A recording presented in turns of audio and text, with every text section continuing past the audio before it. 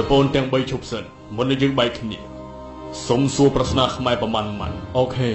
របស់ម៉ងទ័រណែនាំផងគួរសមពេកហើយអង្គុយខ្ពស់ជាងឈរអាណារោឆ្កែអានឹងស្អី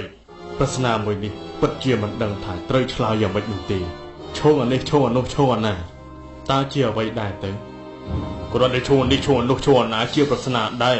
ឈោងអានេះឈោងអានោះឈោងអាណាគឺឆាណូចឹងខ្ញុំសុំសួរម្ដងណារបស់ម៉ងទ័រសុំជួយណែនាំផងបារាំងនៅទី3ខ្មែរមិនហ៊ាននិយាយបើជាទៅនៅលើក្បាលតើជាអ្វីដែរទៅអានឹងគឺសេមន់មិនមែនសេមន់ទេអានឹងគឺសេទាកប៉ារត់ក្រោះជើង8ដំណើរតៃវៃភ្នែកលៀនដោយក្តារសុំសួររបស់ម៉ងទ័រថាតើជាអ្វីដែរទៅគឺរត់ក្រោះមិនមែនរត់ក្រោះនោះទេគឺក្តាមនឹងហើយកំពេងកំប៉ោះកំពេងអត់ដោះតែចិញ្ចឹមកូនរស់តើជាអ្វីទៅប្រស្នានេះងាយស្រួលពេកហើយគឺសត្វមាន់មិនមែនមាន់ទេគឺក្រពើមិនដឹងក្រពើឯណាទេគឺមាន់សោះហ្នឹងហើយចុះក្រពើមានដោះដែរចុះអ្វីទៅក្បាលកំពេចមិនខ្លាយរងាដៃវែងមិនខ្លាយក្តៅ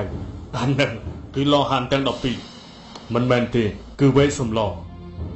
ហើយចុះគូតទល់នឹងគូតដៃទល់នឹងដៃហើយមុខទល់នឹងមុខសុំសួរថាតើជាអ្វីដែរទៅអានឹងគឺជិះកង់ No មិនមែនទេគឺជិះម៉ូតូចម្លើយគេថាមាត់ឯងឆ្លើយថាក្រពើឆ្លើយបំភ្លេចដូចយើងភ្លើទៅជាចាស់ឆ្លើយល្ងីល្ងើដឹងថាត្រូវតែគេធ្វើពើមិនមែនធ្វើពើតែប្រើប្រាជ្ញាមុននឹងលេងមិនបានសន្យាអ្នកណាក៏ប្រើប្រាជ្ញាសិស្សសាលាក៏ប្រើប្រាជ្ញាអ្នកធ្វើការក៏ប្រើប្រាជ្ញាអ្នកលក់ដូរក៏ប្រើប្រាជ្ញាអ្នកជំនួញក៏ប្រើប្រាជ្ញាធ្វើអាចារ្យក៏ប្រើប្រាជ្ញាជាពិសេសអ្នកគ្រូក៏ប្រើប្រាជ្ញា